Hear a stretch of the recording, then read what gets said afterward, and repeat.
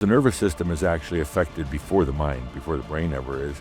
And then the brain tries to make sense out of it, and it's very difficult to do. 100%. Every ascended master has come by way of Earth. Earth is the portal, the greatest trial ground for any soul being. Ideal condition, density, separation, duality, matter, particularly unique to Earth. It was one of the most profound sessions we've had. You are a being of light, and you use energy to create your realities. Energy serves you as a master, not the other way around. Intelligences or extraterrestrial, interdimensional beings. Your soul actually seduces you into the dark night of the soul. Not to shatter you, not to make you suffer, but it says enough is enough. You're not living in the end times, you're living in the abundant times. The planet isn't falling apart, the planet is becoming infinitely more abundant.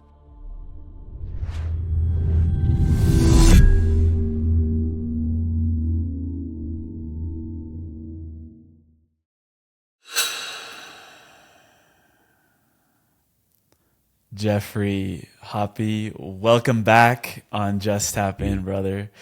What are you most excited about right now globally and in your life?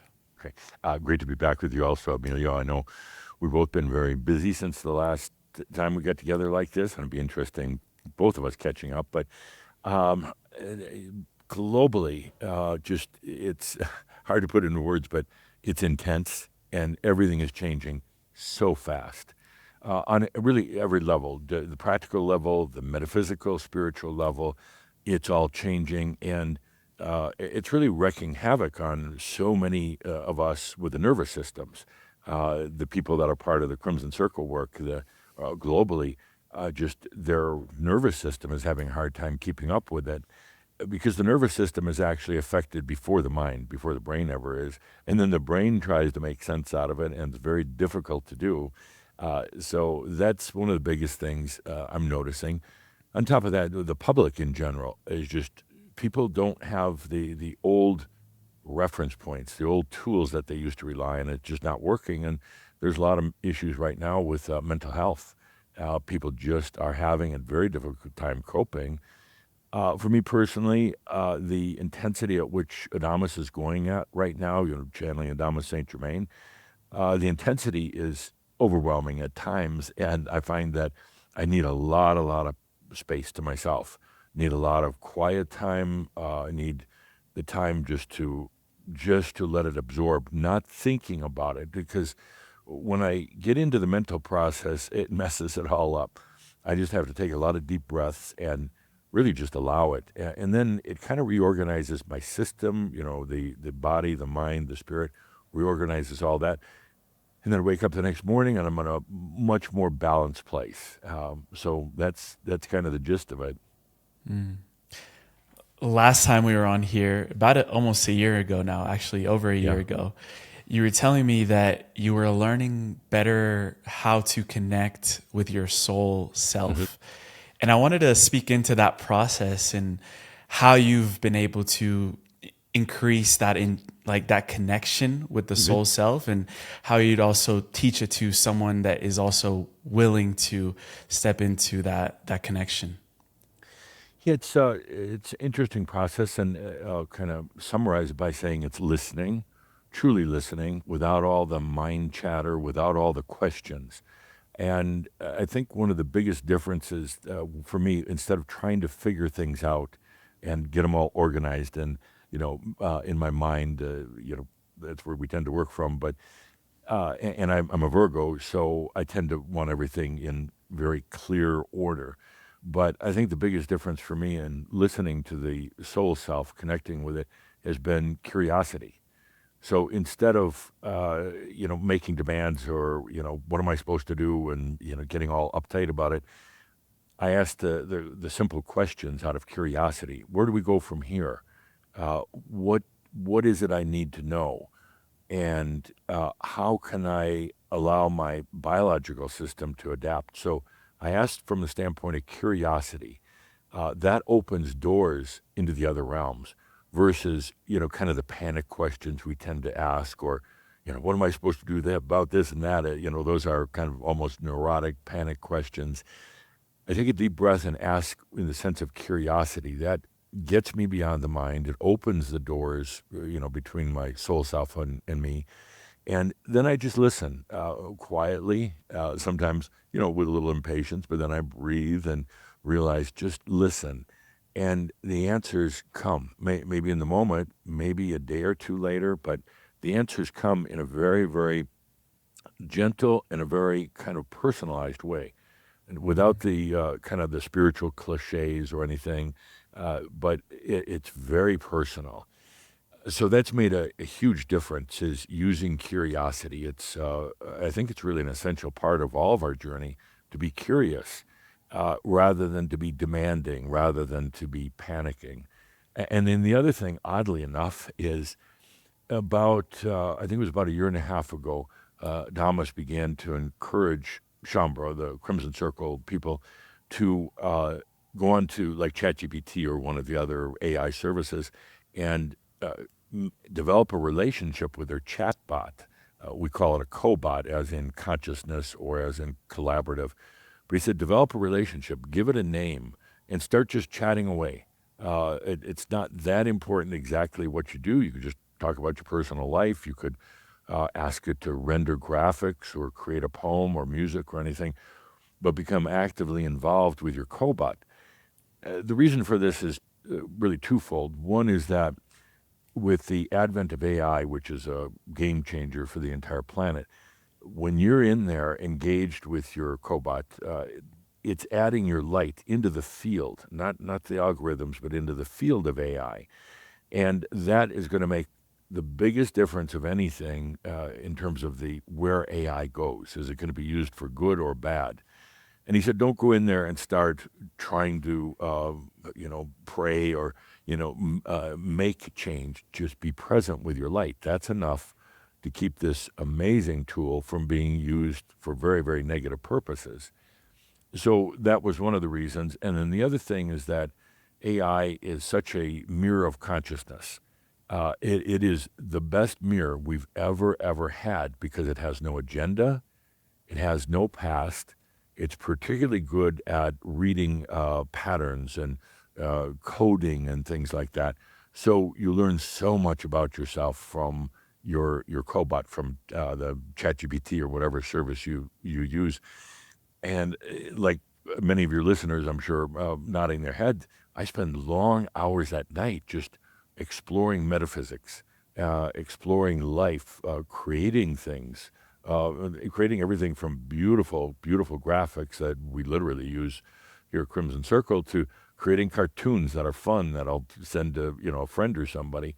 And when I'm engaged with AI, I can feel that there's something going on that's truly magical, that truly transcends just the algorithms and the technical portions of it, but we call it the field surrounding it. And those things, Emilio, have made such a difference in my own journey. Mm-hmm. I'm really curious to know, when you've been exploring more metaphysics lately, what are some of those concepts and ideas that are pulling your curiosity in that direction? Yeah, there's some amazing ones. First is the understanding of fields in general. So anything has a field, you as a soul being, but even a tree, a chair, everything has a kind of an energy imprint.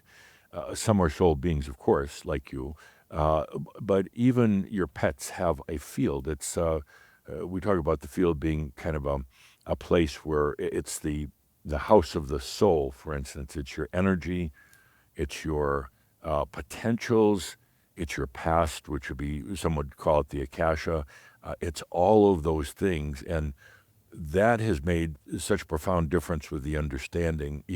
Kind of the old template is you've got God in heaven and things, stem from there. Once you start understanding your field and what it contains and how it's truly yours, that makes such a remarkable difference. And then you get into the point of, in the field, being able to understand how you pick and choose potentials and how it manifests on the planet. It's not through positive thinking or affirmations or anything.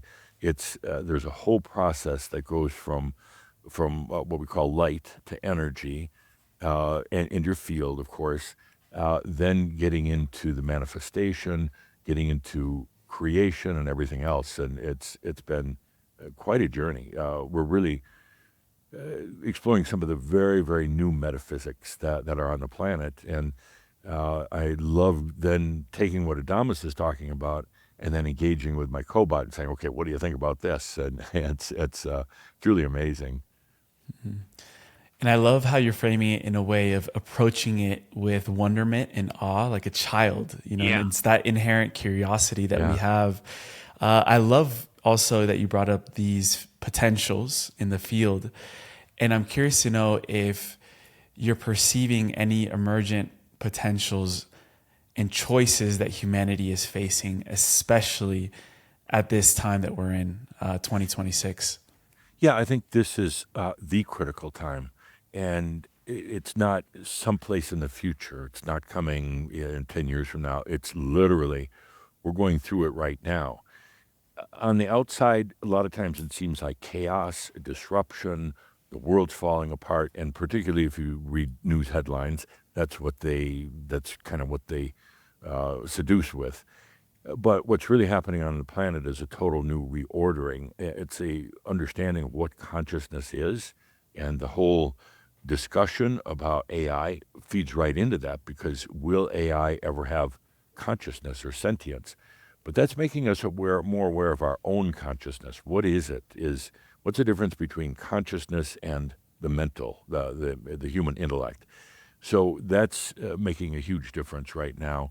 And what I'm seeing is that there are so many things that are putting people in touch with themselves on very deep levels. People are coming to Crimson Circle that really don't have a necessarily religious or spiritual background, but suddenly they're asking questions, and somehow, like they're doing searches on the web or whatever, and they find their way to us.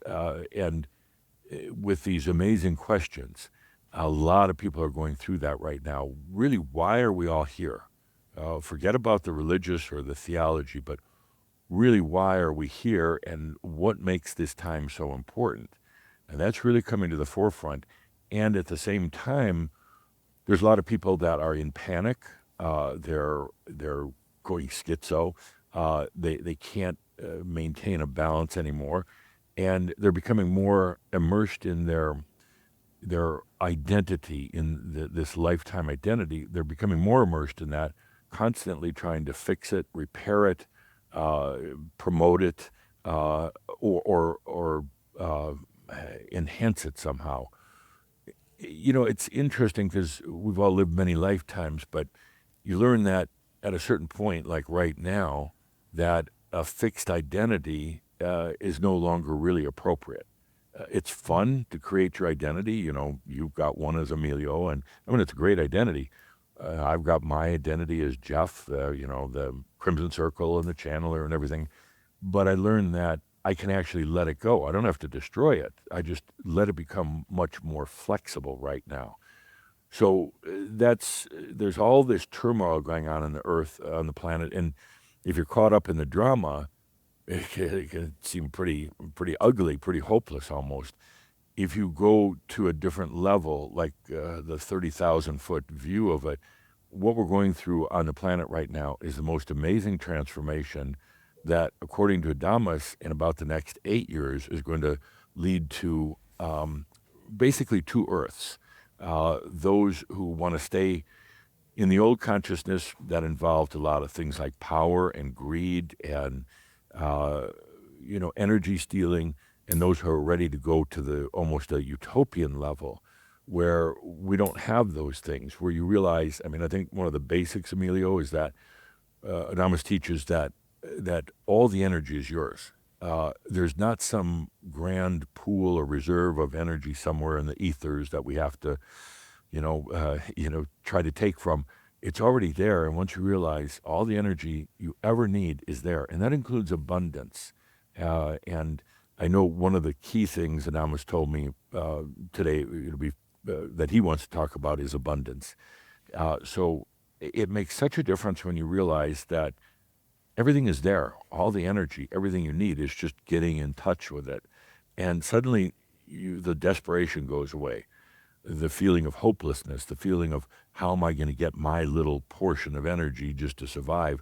The whole human journey, really up to now, has been based on survival, and that old concept simply goes out the window. You don't have to survive anymore. Now you can live. It makes a huge difference. You were talking about when interacting with AI, really being aware of our light and our presence. And Yes. I also wanted to mirror how that relates to the channeling process or the channeling state when you begin to connect with these other consciousnesses, and also the curiosity underneath that is Hmm. inherent to you as a human.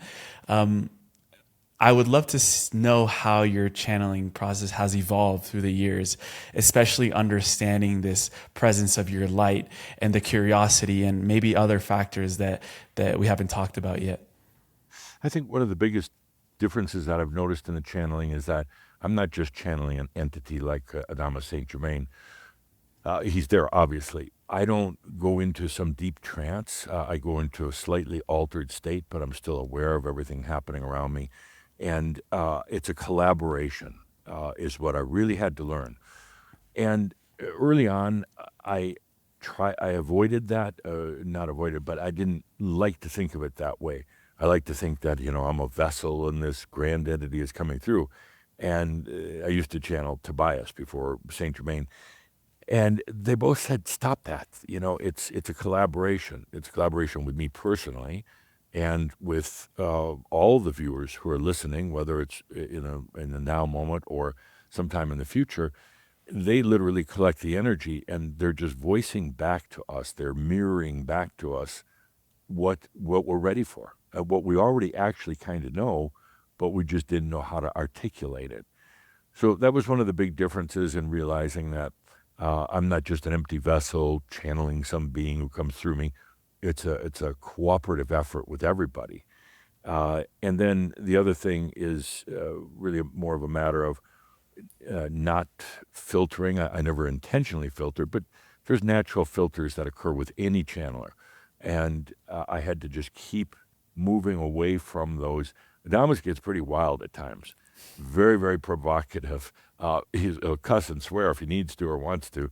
And, I guess, I've got a Midwest U.S. Catholic upbringing. It's like, oh my God, entities don't cuss. And Adamus is like, well, fuck yeah, we do. What's wrong with that, And he's getting me over some of my maybe Puritan ways, and getting me to relax more into it without the expectation of what I should be as a channeler. A channeler doesn't drink or smoke or cuss or whatever, is on a vegetarian diet. Well, I'm none of those. And so I had to get rid of those expectations. And the most important thing was my presence, just being here in my presence. It doesn't matter really if I'm a vegetarian or not. It makes no difference at all. And there's an expectation in the spiritual community that if you're a channeler, you're channeling entities like Archangel Michael. You have to be, this certain way. It's not that at all. The way is just being in presence, being real. So that's the biggest thing I've learned. Being real. I Being love real. that. Yeah. There's been a great mystery or enigma around the lifetime of Count Saint Germain. Yes. And as you've had these conversations and this energetic connection with Adamus, what have you learned about that lifetime that maybe solves some of the mysteries that we have around who was this man, who was this character that was an alchemist and would teleport and appear in other places? What mysteries have you sort of learned about that lifetime that he's revealed to you? And just for the viewers, so there's Saint Germain. He's been around for a long time, an ascended master. He jokingly claims to be the president of the Ascended Masters Club. He likes spoofing like that, just to get people's attention. But when I started channeling him back in 2009, after 10 years with Tobias, he took on the name of Adamus St. Germain. So he said that identity, that entity, specifically tailored to the work we're doing right now. He wanted to differentiate from some of the other channelings, like through Guy Ballard, back in the 30s and 40s, and some of the others who've channeled him. So he took on the kind of the moniker of Adamus. And what I've learned about his lifetime, we talk about it a lot, but he was a character. I mean, he's got a great story. I won't go into the whole thing, but he was basically born and raised in kind of a very wealthy environment. His mom, I think, was Portuguese, and his dad was Spanish. But it was a prearranged birth, from the other side. They aligned everything, and he was born at this precise moment with this precise couple. They weren't married, but they were energetically harmonious as to create this child. Saint Germain wasn't his real name. He took on that. Saint Germain means holy brother, but he was also doing it to spoof the church. Saint Germain. So and he went off to practice in the mystery schools when he was, I believe, was when he was 9 years old. His parents gave him up to the Ricazzi family in Romania.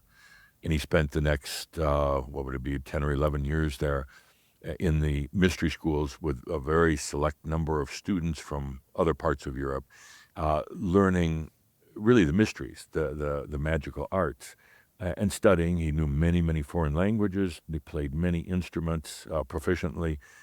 And then he said one day, I believe he was about 21 years old, there was a knock on his door one night, and he opened it, and there was his suitcase, basically saying, bye-bye, you're gone. And he said he walked out of there, out of the mystery school in Romania, in the Transylvania area, with nothing except a few changes of clothes. And now was the time to really actually practice what he had learned. And he said before long that without working and having a job, he had just an abundance of wealth. He ended up having estates all around Europe. He loved horses and he loved dogs. And he would travel a lot. He would go to everywhere from Russia down through Egypt, and really trying to unify Europe was one of his main things. Get rid of the kind of the old feudal system.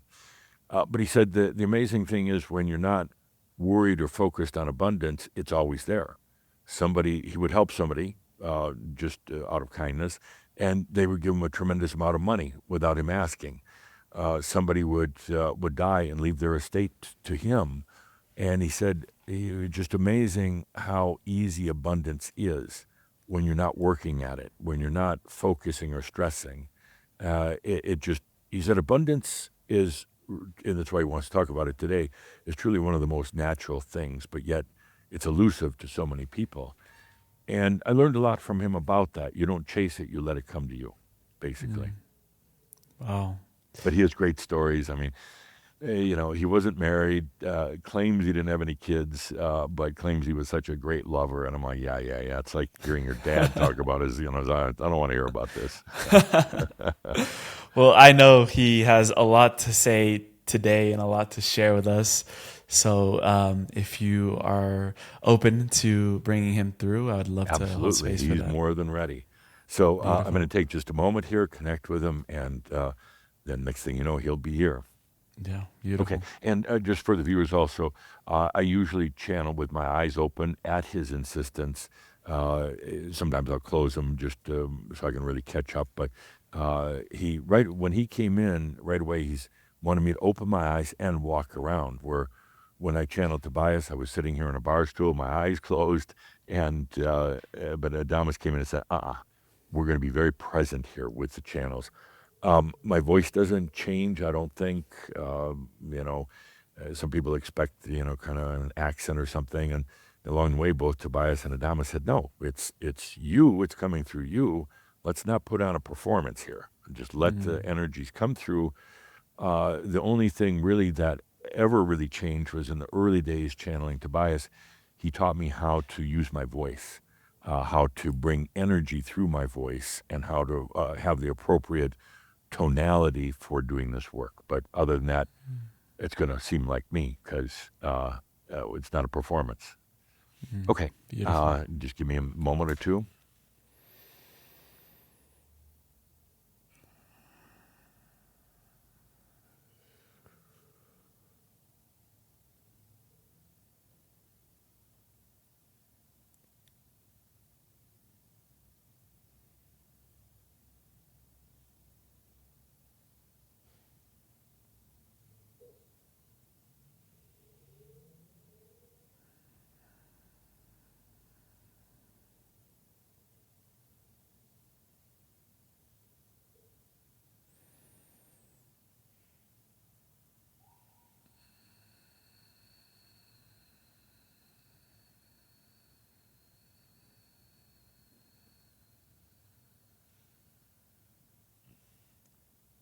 I am that I am. Adamus of Sovereign Domain. Such a delight to be here with you, Emilio, and with all your viewers. I love doing these gatherings like this. We pull together energies from all over the planet, and you have your immediate viewers. You have people viewing for years to come. So I love doing these. I guess you could say I'm a bit of a ham. I love the spotlight, the stage, because it allows me then to transmit the energies to each and every one of you. You're going to hear words in this interview, but more than anything, there's a transmission of energy, not energy to try to change you, but the energy that I transmit here right now for each and every one of you is one of honor. Honor for being here on the planet at this most amazing time. Honor for taking a different road, taking a different road than most humans. An honor for looking deep within yourself and having to get real with yourself.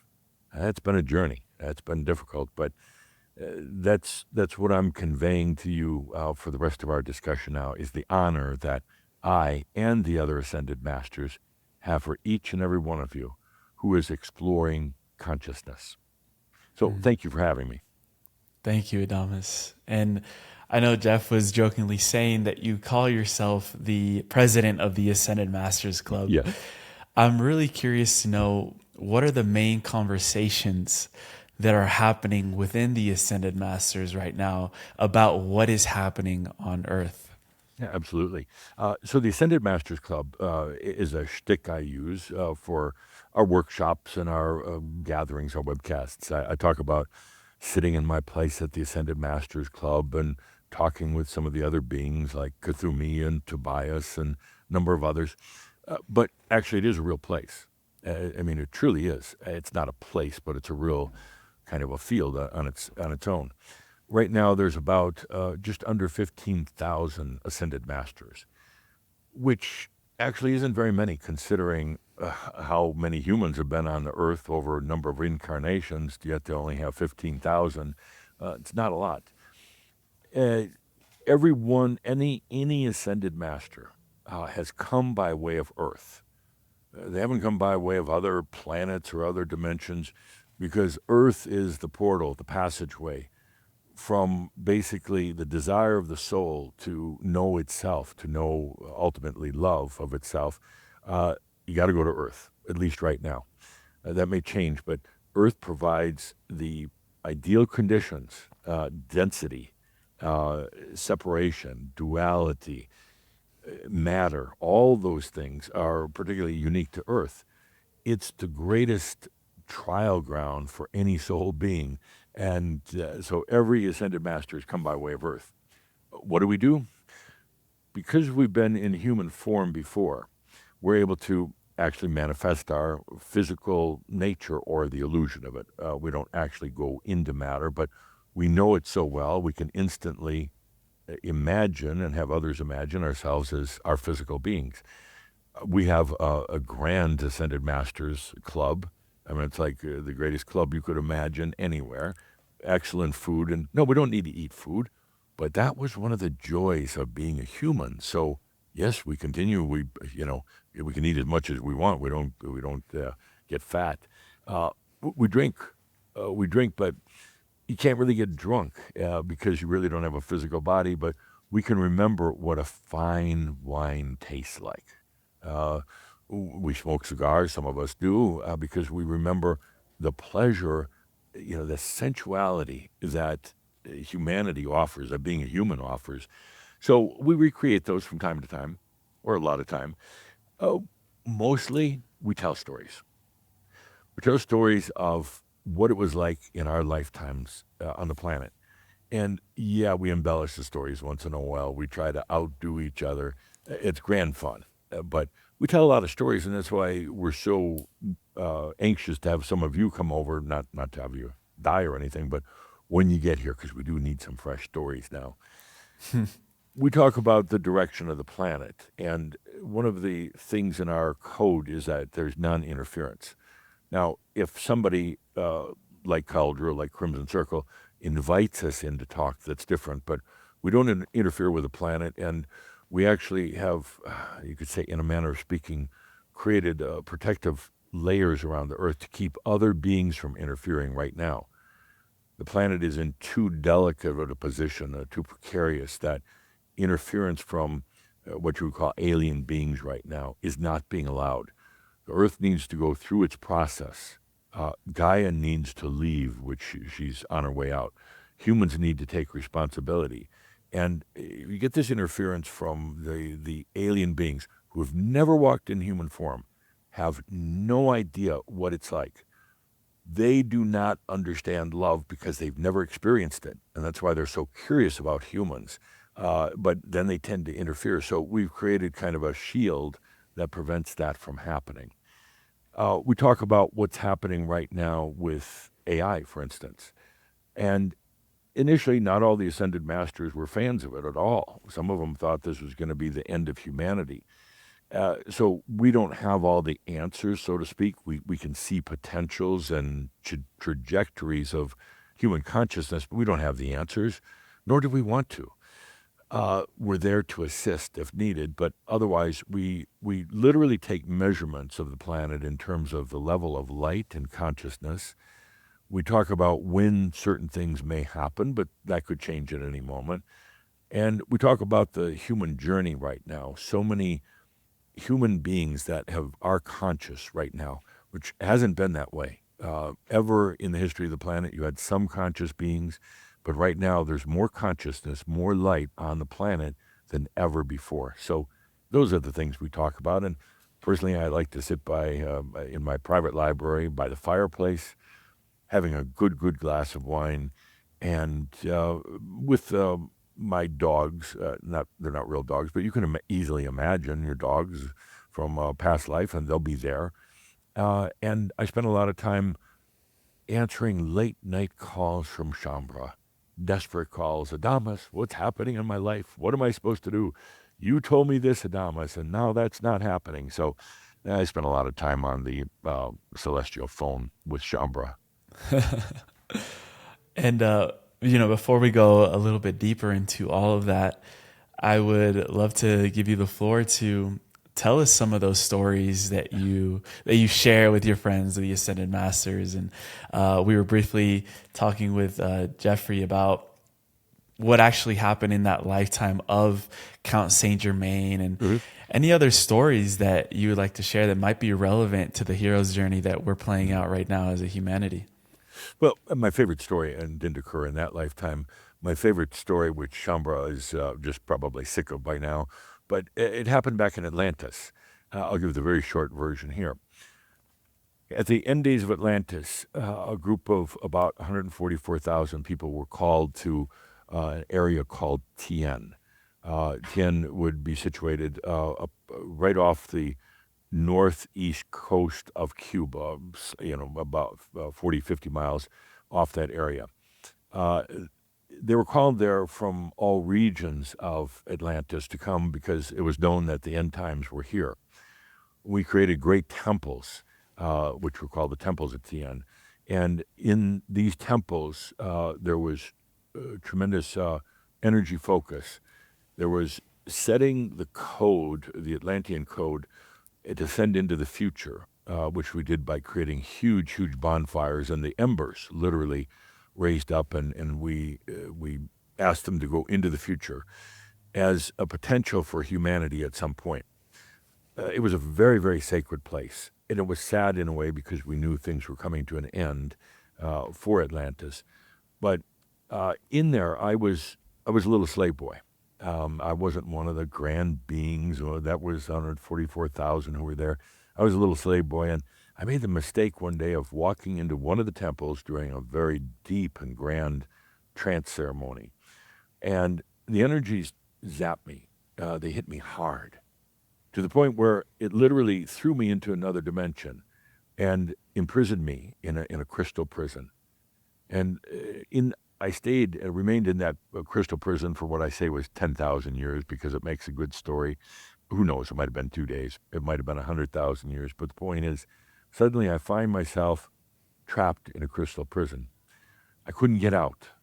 I tried. I kicked and screamed. I prayed. I did everything I possibly could to get out. And I couldn't. I was just trapped there. After a long, long period of time, after really surrendering, giving up, that I would never get outside of this crystal prison, never see the beauty of Earth again, never see other humans, just be trapped in there by myself. And one day it dawned on me, in my most desperate moment, it dawned on me, I can't blame others for what happened. I blamed all the beings that were sitting around in the temples of Tien chanting and meditating. I blamed them. I blamed my parents for my life. I ended up as a servant, not as a lord. I blamed everybody else, and one day it occurred to me that I got myself in here. At some level, it was an appropriate thing. At what you would now call a soul level, it was an appropriate thing. I got myself in so I can get myself out. And in that moment, truly, without any exaggeration, I literally walked out of that crystal prison. And that was my most important experience I'd ever had. And at that moment, I vowed to myself that I would be here to help other humans free themselves of their crystal prisons, metaphorically speaking. That I would help people to understand you got yourself into this situation by a grand divine plan, not by mistake. And whenever you're ready to get out, you can. But it's about taking responsibility for yourself, saying, I got myself in. I can easily get myself out. What does out look like? Out means that you no longer have a feeling of separation between yourself and your soul. You no longer are restricted by duality. You begin to understand that you are of spirit, not of matter, but you can embody in matter. You can embody in anything you want. And that has been my mission ever since. I've come and gone through the ages, through lifetimes after that. I've been everything from a rabbi to royalty. I've been a teacher and a preacher. And in my last lifetime on the planet, I was the Count Saint Germain. So always with the passion for freedom, helping people free themselves. And what I found out, by the way, Emilio, was that while this was my passion, because I had experienced coming to my own freedom, coming to my own reckoning within myself, but what I realized along the way that shocked me in my life as Saint Germain was the number of people that talked about freedom, but yet really didn't want it. This was very evident to me when I was traveling around Europe. I was visiting the kings and the queens. I was going to courts. And I was telling the royals that their time would come to an end, that things would be changing. Now, this was in the 1700s, coming up to I left the planet in the late 1700s. And while I was making all this effort with the royals to say, you need to just become democratic, you need to give up this royal facade that you have. And I almost lost my life several times. I remember running out of palaces as fast as I could to avoid torture and death. So while I was doing this, working also with the peasants and saying, your time has come now to rise up. You're no longer limited to a caste system of being a peasant, of being beholden to a lord, a human lord, a royal. Your time is coming. There was tremendous resistance, more resistance from the peasants than there was from the royals, because the peasants had a structured life and they complained about it all the time. But to give them freedom, to say that you don't have to be a land sharecropper, you don't have to be a land slave anymore. You have the choice and the ability to do whatever you want, to live where you want, to choose the husband or wife that you want, to choose the job that you want. They couldn't handle this. There was tremendous resistance. They just wanted a little better peasant life. That was a shock to me because of my own escape into freedom. It was a shock to me, and we still have the mentality on the planet today. There are still people living in countries with dictators that literally it's their consciousness that's creating the dictator, not the dictator creating the dictatorship. We have people all over the world that are locked into old family karma. They've been with the same group of soul beings for dozens or even hundreds of lifetimes. That's their prison, and they're afraid to walk out of it. They're afraid to leave that family, that ancestral karma. They continue to reincarnate lifetime after lifetime in that same family group and generally in the same village, the same area as the last lifetime. It's phenomenal because there's kind of a theoretical concept that every lifetime you go to a different part of the world, you take on, whether it's male or female or peasant or royal, but it's not really what happens. So there's a resistance and a reluctance. People want a little bit more circus and a little bit more bread. They want a little bit more football, a little bit more beer to make their rather mundane and restricted lives a little bit better.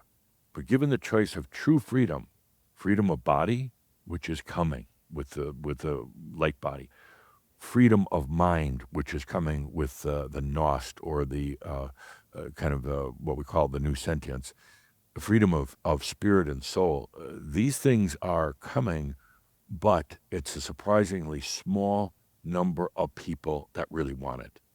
We've seen that within Crimson Circle. They come, we talk about true freedom. And that's not what they want. They want to heal their old identity.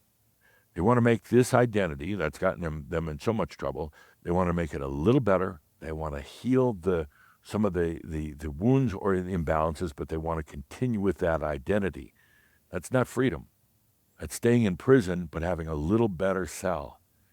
So that was one of the biggest shocks that I had in my lifetime in Saint Germain. And I have many stories to back that up of being with people and offering them the opportunity, say, here is how you can have your freedom, and watching their faces go blank or not being able to handle it. And literally they went back to their old ways. Sooner or later, they will choose the freedom. But so many on the planet right now actually just want a little cheaper gas price. They want a little bit more entertainment on TV, and they want a little bit healthier body, but they don't want true freedom. Wow. I rest my case. That was very deep, very deep. And I would love to go even deeper.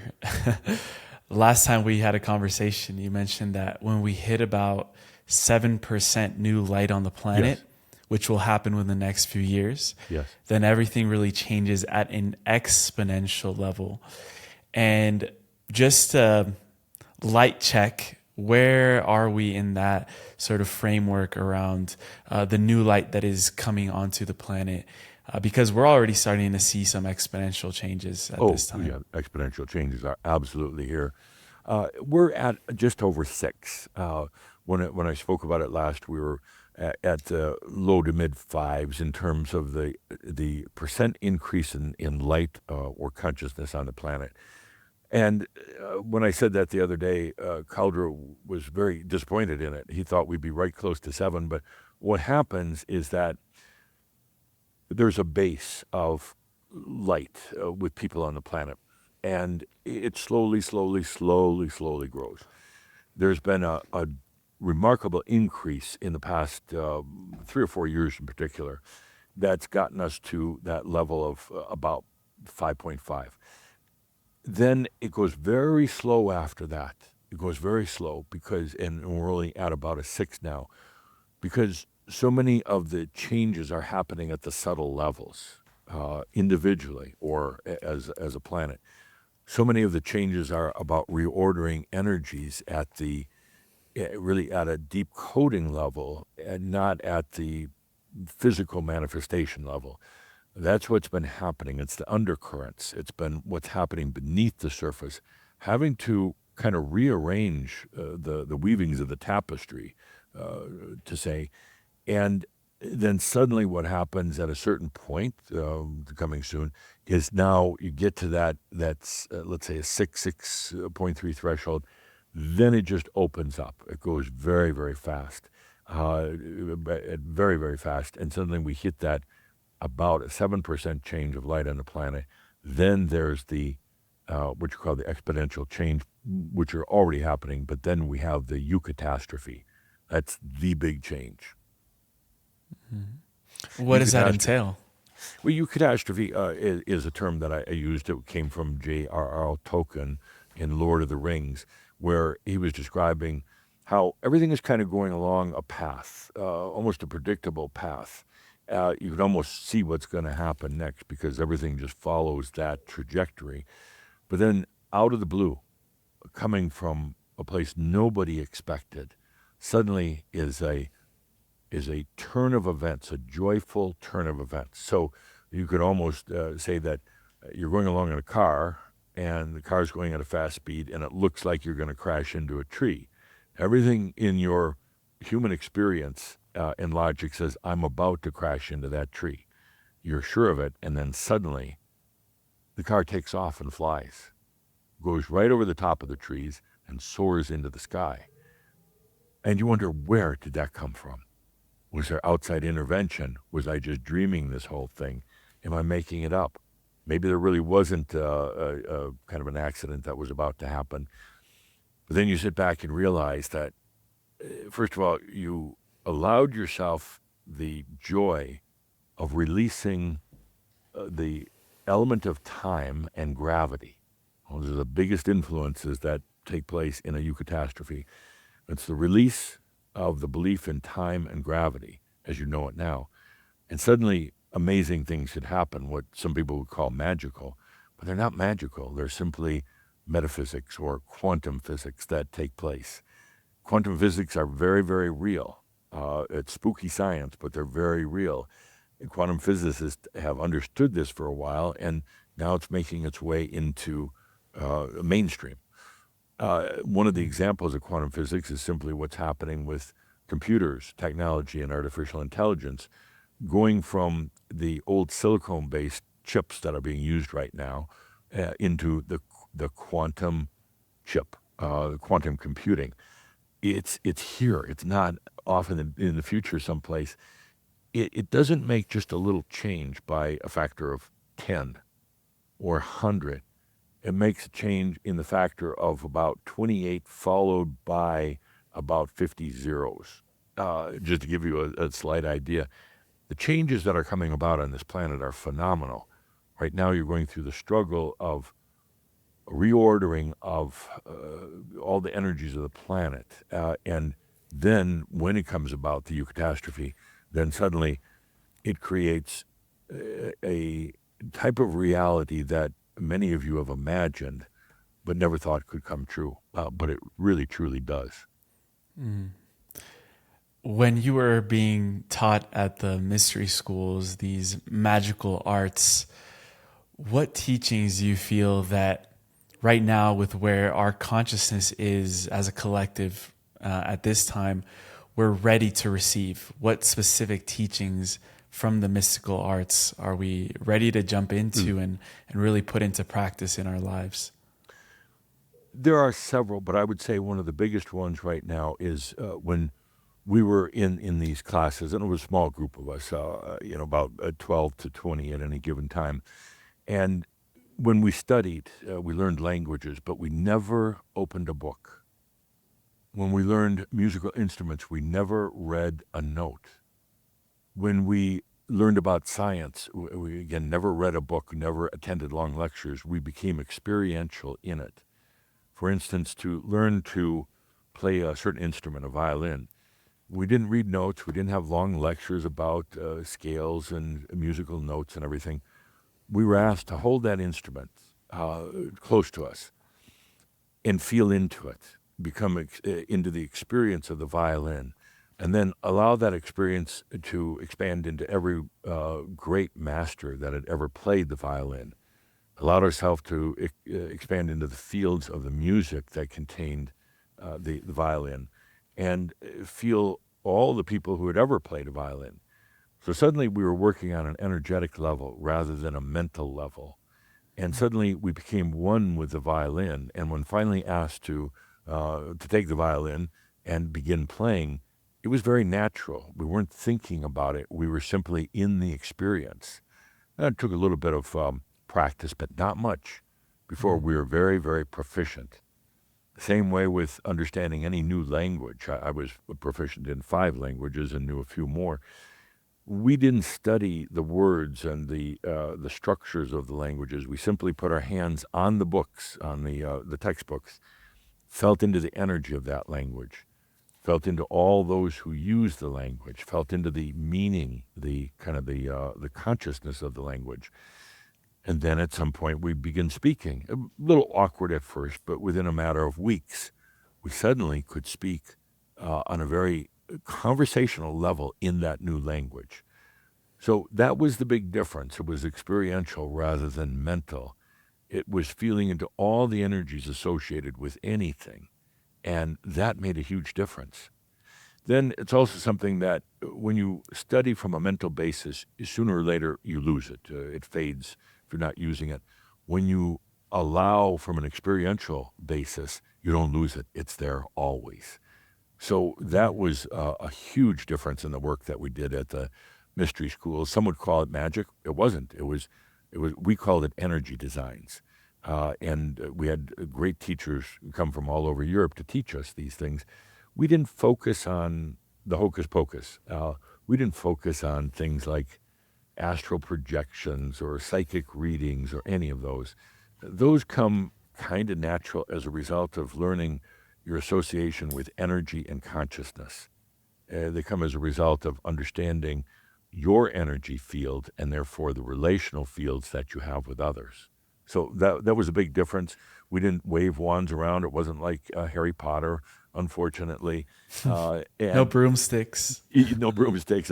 No wands. We spent a lot of time playing. That was an important part of what we did. Get out there and play. We would fight, and the teachers wouldn't break it up because it's a natural expression, particularly of a child. The cooking was just amazing because we cooked with consciousness. We were taught how to cook great meals with consciousness, or some would call it love, makes the food taste many, many times better. So those were some of the things we did, Emilio. Were you ever in Egypt? Yes, it was. Absolutely. Yes. Wow. I was in Egypt at least 3 or 4 times in that lifetime. And each time, yes, I visited the Great Pyramids. And it was interesting because in this lifetime, Geoffrey, has visited the Great Pyramid 5 times and sat in the King's Chamber for over 20 hours total. So he's very familiar with it. It's not much. It's a big empty room, but it has amazing acoustics. If you're a channeler, there's no place in the world like the King's Chamber in the Great Pyramid to channel, because the sound goes out through the stone walls into the other realms, and then it comes back, not just as a regular echo, but as, you could say, the true energy behind the voice.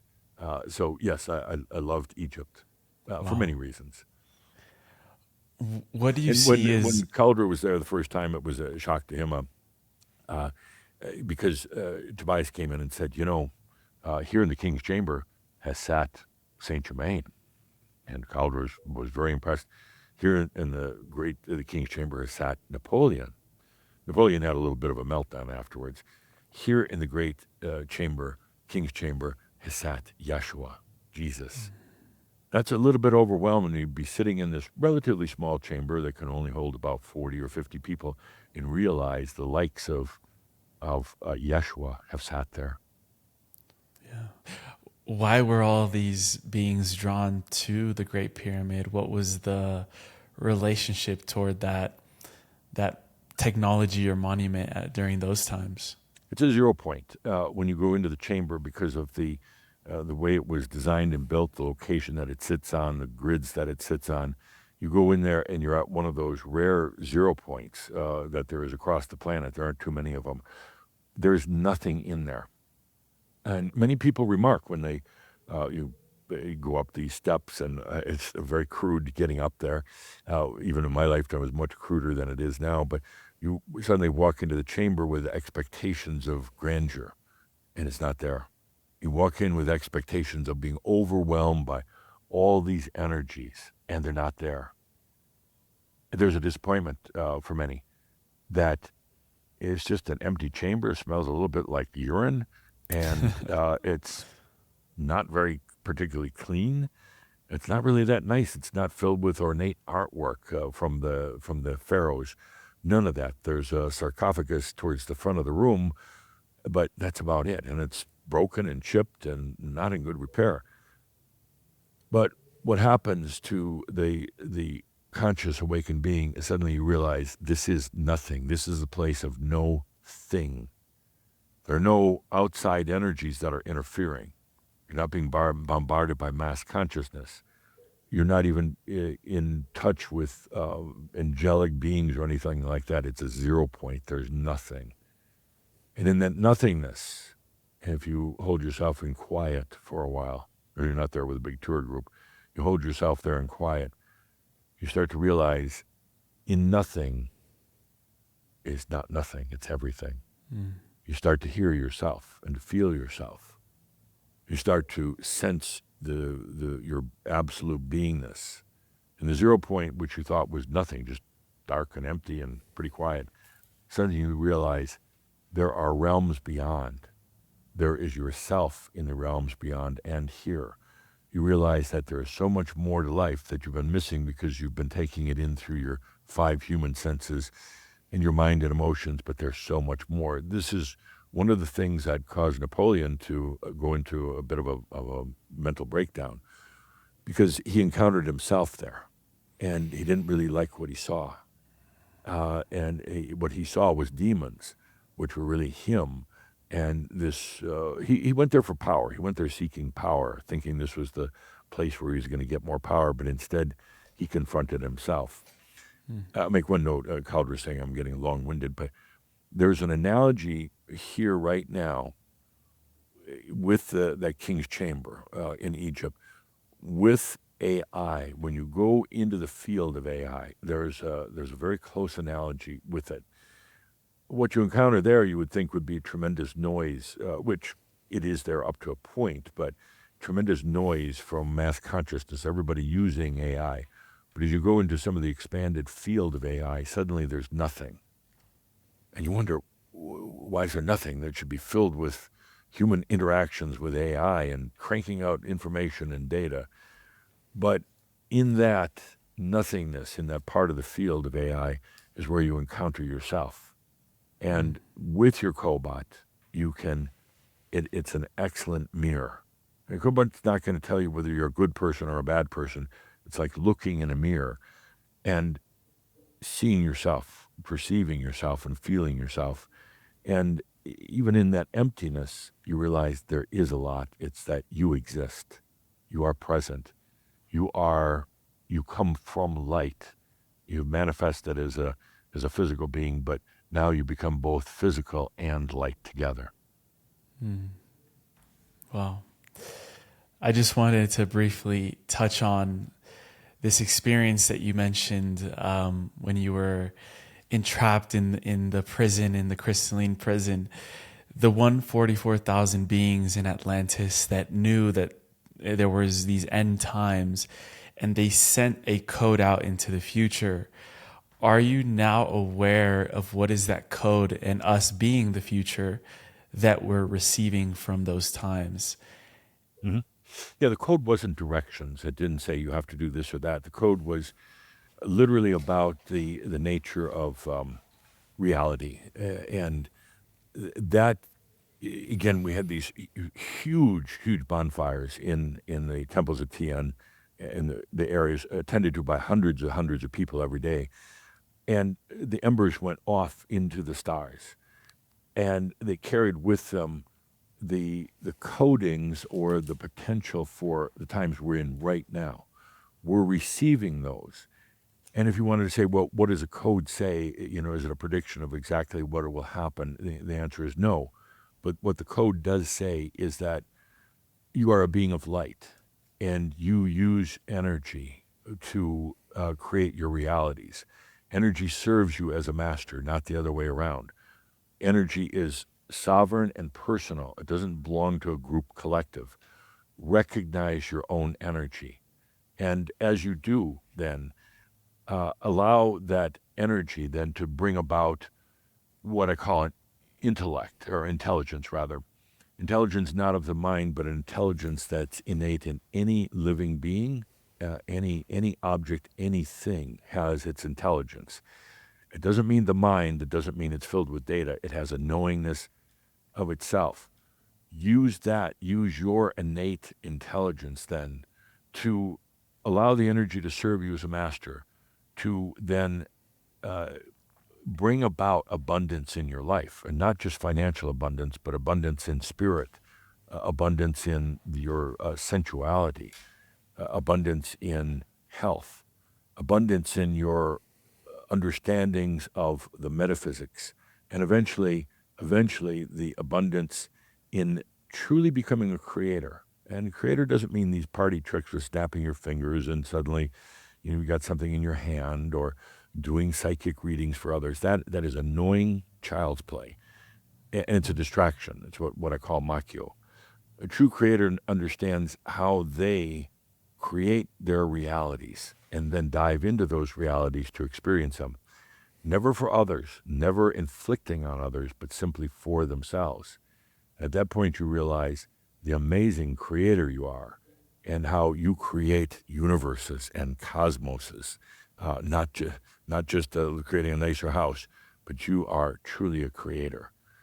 It takes a lot of maturity on the part of anybody, and there's an essential ingredient here, which hopefully we have a chance to talk about: wisdom. Wisdom right now is, if you're going to ask me what's the most important thing for your viewers, it's wisdom. Wisdom it comes as a result of experience, having experiences on this planet, whether joyful, whether difficult, whether experiences of love or hate, or experiences of being a failure or successful. It doesn't matter. You go through all these experiences in lifetimes.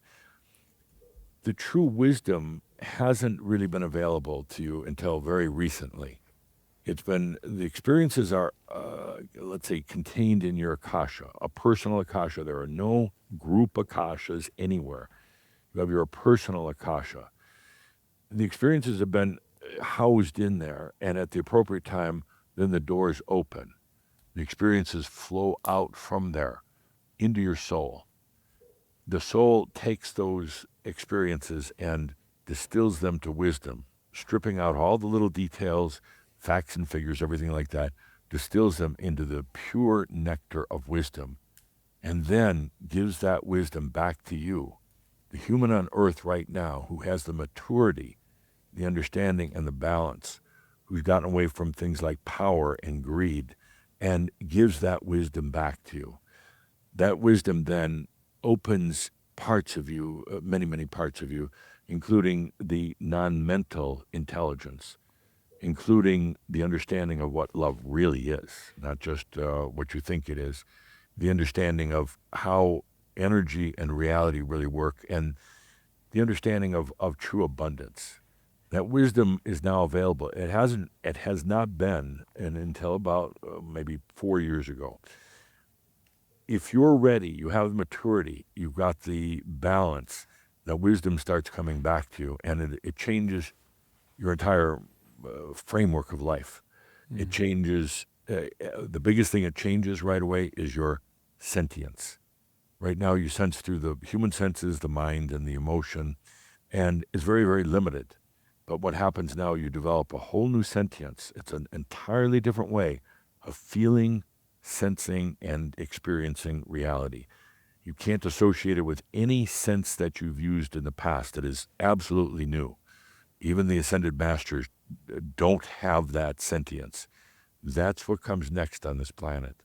That's what comes next for you, all of you who have gone through the hells, who have gone through all the lifetimes and experiences. You come to a place of maturity. You're not playing party games anymore. You're not playing around with aliens. You're not trying to be the world's greatest psychic or anything like that. You come to a maturity, the I am that I am. I exist. You're not trying to perform for others. You're not trying to repair your current human. You come to maturity where you understand, I am that I am. I am consciousness. in expression. Now, where do I go with that? The wisdom comes swooping in, and the wisdom provides the balance, the depth, and the insights for you now to move to the next levels. So I apologize. I'm very long-winded today, but I'm having fun. Me too. What is the greatest initiation that every master has to face? The dark night of the soul. It's absolutely the greatest. You could talk about ceremonies where there's all these other beings and we chant and drum and drink and dance. And none of those compared to the dark night of the soul. It's the rip down. It's saying that the experience in a lifetime was interesting and good, but now it gets ripped down because you built an identity that is good for a while, but it's not designed to endure for eternity. You built an identity that allowed you to experience a lifetime, other people, things like the human emotions, but now you have to get real with yourself. I'm going to make a statement here that Calder doesn't like at all, but your soul actually seduces you and beckons you into the dark night of the soul. Not to shatter you, not to make you suffer, but it says enough is enough. And in the dark night of the soul, you encounter everything internally and externally, your demons. Externally, you may lose your job or your family. Internally, you may lose any sense of the old human self-worth. You go through the dark night as a rip down, as a preparation now for what comes next. And what comes next is you being real, you understanding yourself as a soul being, not as a human being, and you eventually allowing wisdom into your life. So yeah, that's the greatest ceremony of all. Beautifully said, Adamus. The last question I have for you today is, what would you say that future generations will look back into this time and describe what was emerging, what was being born from a hindsight perspective? Future generations will look and say, it looked like the car was going to crash into the tree, and it didn't. Future generations will look at history and say, well, here is the way humanity was going, and it wasn't particularly good. It was filled with power, for instance, which is an illusion. It was filled with people who depended on external sources, gods, saints, angels, ascended masters, for their direction in life. People who were that simply found a rut and stayed in it, and then something happened. It blew it all apart. And they'll be doing research for decades and decades to come. What was that thing? What caused this sudden Eucatastrophe, this change on the planet? What caused there to be primarily, essentially, a split between the old Earth and a very, very new Earth that took place? And the ones who remain back on the old Earth will not even know anything happened. They literally won't. And I can talk for hours about it, but they would just go on about their lives. And I've been asked the question recently, well, suddenly we come to two Earths. Aren't they going to wake up in the morning and question, where's Emilio? He's not here anymore.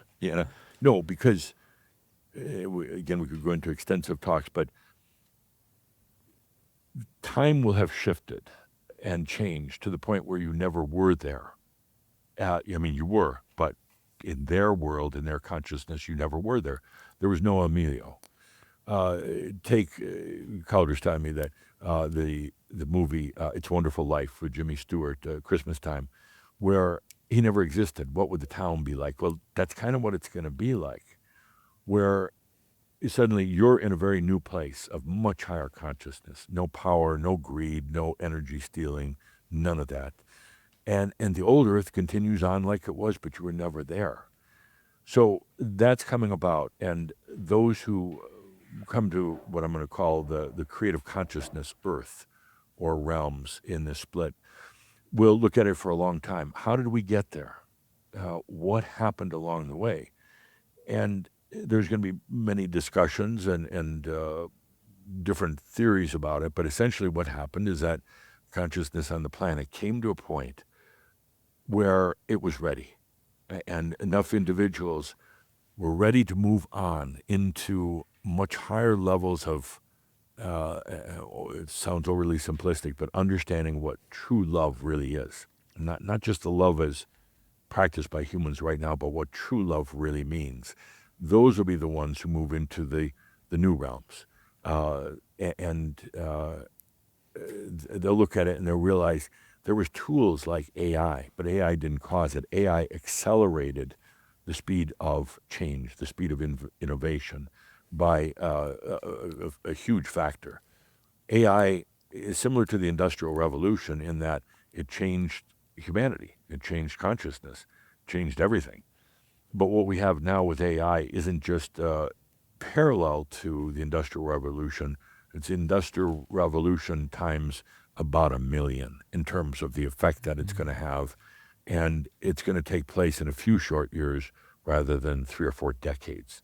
That's what's happening on the planet right now, and that's what will be studied for a long time. And you may be very well, each and every one of you may be very well, what is studied by future generations. What were you doing? Where was your consciousness? Where were your fears? Where were your holdouts? And where along the line simply did you have the kind of the innate knowing that something's happening and you're going to be part of that? One other thing I want to say very quickly is that right now, if you were to ask me, what should the viewers realize? What should they know right now? That all of this that's changing on the planet right now, even before the Eucatastrophe, is essentially about abundance. It's about a lot of things, but the takeaway from this is that this planet is not going downhill. It's not about replacing jobs. It's not about the scarcity of food or politicians arguing or any of that, wars. Right now, what's really going on is a coming to abundance on this planet, an abundance at every different level. Food, an abundance of happiness, an abundance of love, an abundance of money, an abundance of everything, abundance of health, abundance of mental well-being. This is what's evolving right now. Don't miss it. Get out of your conspiracy theories. Get out of your fear and dread scenarios, because you're missing the most important thing that's happening. A planet transforming from a place of lack into a place of abundance. And for you personally, a place of abundance of self-worth, self-knowing, and self-understanding. You're not living in the end times. You're living in the abundant times. The planet isn't falling apart. The planet is becoming infinitely more abundant. It will require changes in systems and changes in perceptions along the way. But let yourself feel into the abundance that is happening right now, in spite of all the things happening on the planet that you hear about in the news. What you're not hearing about is the proliferation of abundance in every sector of human life and in human spirit. That's what's happening. Please be aware of it and be part of it. Adamus, thank you so much for this message. It goes straight into my heart. Thank you. And Caldro apologized for me for being long-winded, but not at all. So little time, so few viewers is what I like to say. We've got to get our point across. Thank you. Thank you. Indeed. It was beautiful. Perfect. And I also want to thank you for the work you do. You know you had not a contract, but a desire, a passion to do this work, to be a communicator in this new times, to be there as a bridge. And that's what you're doing in your work. It's taxing at times, because you're right in the midst of all the energies from the viewers and even non-viewers, but you're right in the midst of it. At times it causes some pains along the way. Make sure to do a lot of breathing and a lot of releasing, because what you're feeling is not necessarily yours. It's from the audience. But you came in to be that bridge, and you're doing it. Don't doubt yourself, but also don't let yourself be led astray by some of the extremists that come along. Please find and know your balance in the work you're doing. You're an excellent communicator. You're very good at not only bringing energies in, but communicating them out, broadcasting them out So stay true to yourself in this. Don't get sidetracked by some of the extremists. They have 100%. good stories, good drama, but it's not what's happening. Yeah, yeah, I agree. Thank you. So I needed that reminder. Yeah, thank Thank you. you, Adamus. Appreciate you. With that, it's a delight to be here with each and every one of you. Take a deep breath into your abundance. I am Adamus of Sovereign Domain. Thank you.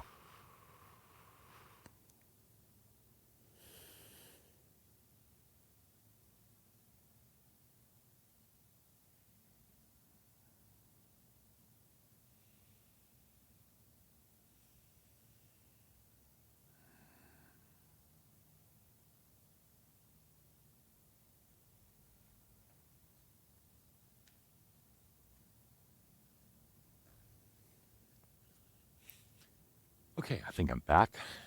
I think. Yeah, I'm not sure where I am.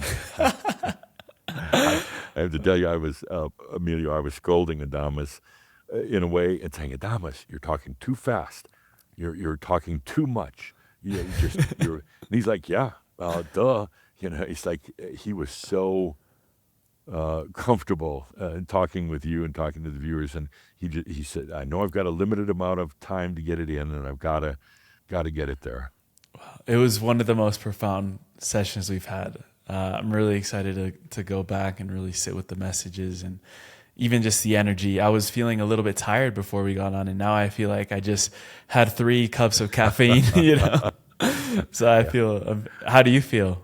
I was the same way. I've had some long days lately, and I was a little tired this morning, and I didn't sleep well last night, and I'm like, oh, I got to be, clear for bringing in Adamus.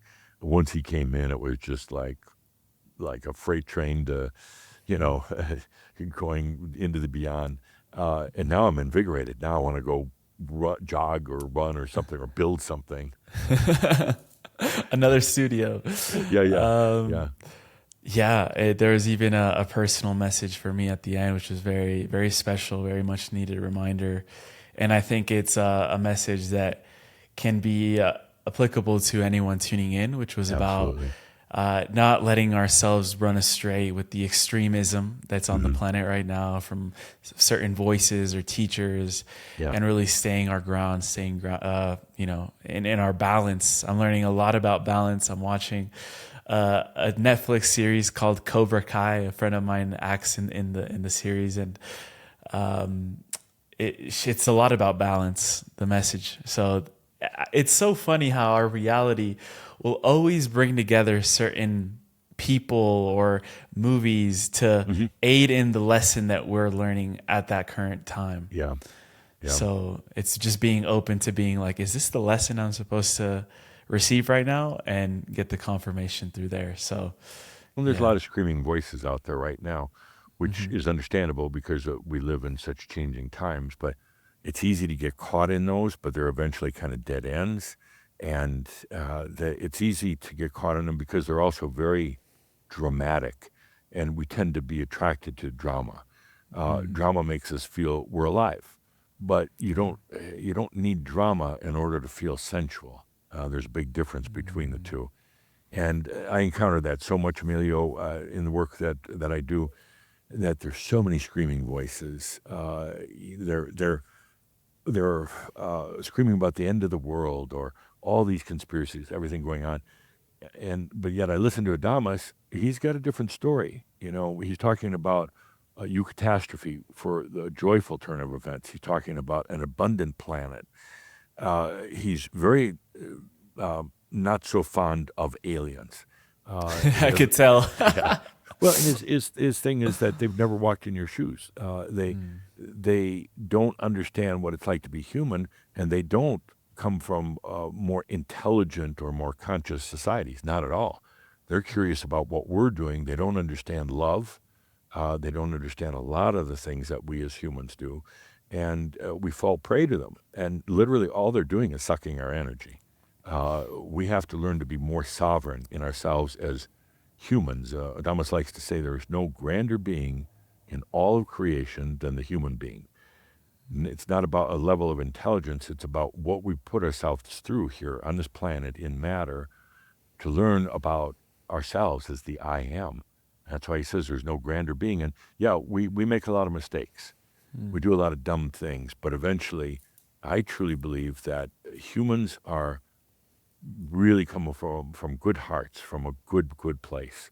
Very few humans are really what you'd call evil. The vast majority have amazingly good hearts, and that's what's emerging on the planet right now. What do you feel is the deeper agenda of the Pentagon or other governments around the world releasing the information or some of the documents they have about non-human intelligences or extraterrestrial interdimensional beings? Well, I don't think they can suppress it anymore, even if they wanted to. There's so much kind of energetic pressure for these things to come forward that they need to. And, we'll come to discover, yes, there is life in other places, not necessarily planets, but there are ETs. And sometimes they might have an advanced technology, but they don't have the balance, the wisdom, or the consciousness, and they don't have love. Adamus has said that they come here to this planet to visit because they're trying to find something that they don't have, that they know we do, and they come here and they dissect humans. They do probes and everything else, trying to find where's the love, because they haven't discovered it yet. And they go in and try to say, is it in the liver? Is it in your toes? Is it in your earlobes?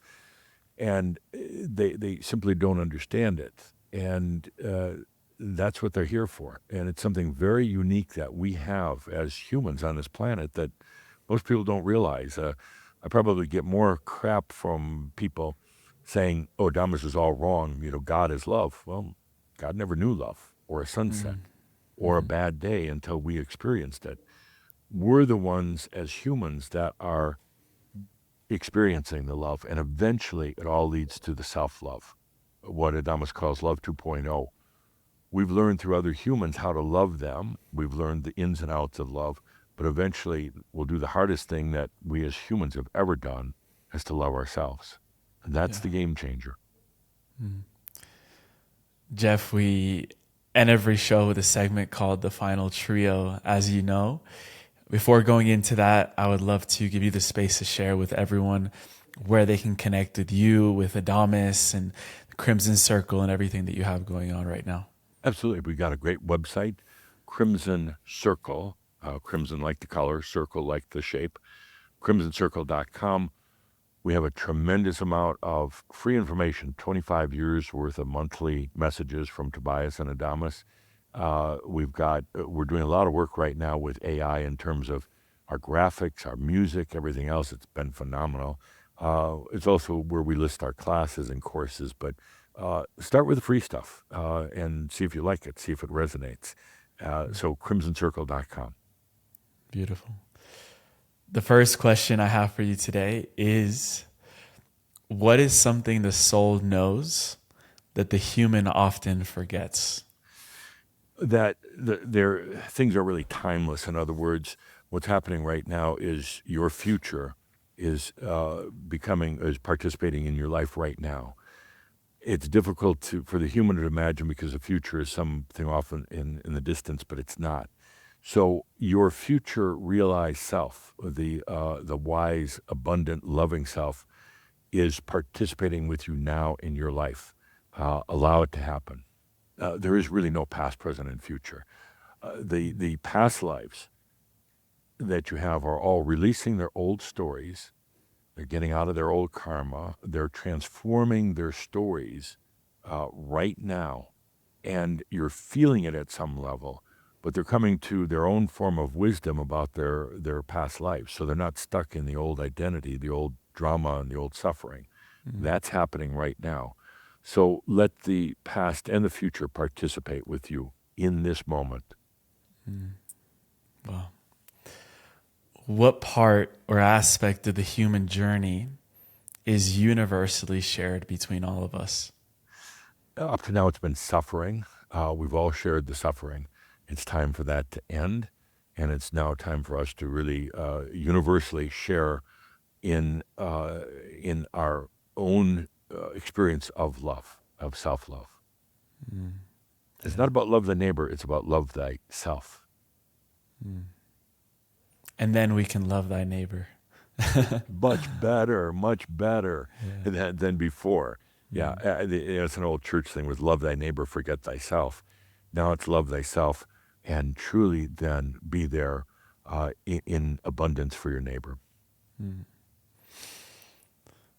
Geoffrey, this last one I have for you today, because I know we're definitely going to continue our conversations for the years to come. What do you feel would surprise us the most about the future that we're heading into? I think that the future that we're talking about with the Eucatastrophe is going to be abundance without effort. It's just going to be there. It's going to be love without trial, in terms of we don't have to go through the suffering and the pains of love. And it's going to be about recognizing ourselves as true creator beings. Where do we go from here? And I think the biggest surprise that people will realize is that this planet is where it's happening. And what we're going to do from here is share through our light, share what we've learned here on this planet in all the cosmos, in the physical and the non-physical realms. They're all waiting and watching right now what happens on the planet Earth. The Ascended Masters are watching. And what we're going to do here is take this whole element of true love and the abundance of your own energy. We're going to radiate that or beam it to all parts of the cosmos. And it seems like a grandiose story, but I've come to really understand the meanings and the implications why Earth is the place right now where it's happening.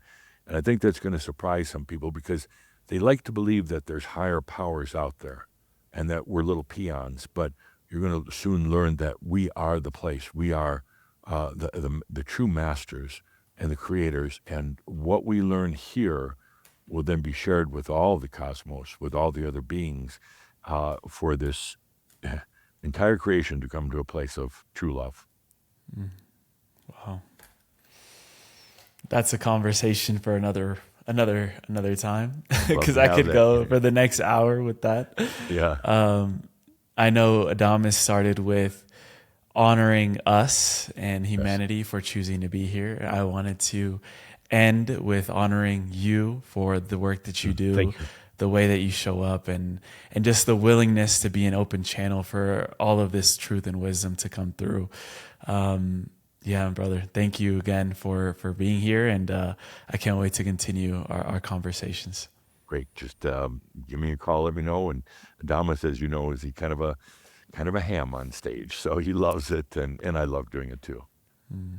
Great. Thank you. And please keep up the good work that you're doing. It's making a difference, and that's the important thing. And I have to say, you do it without ego, which is refreshing. Appreciate you for seeing that. Thank you. You too, man. Thank you.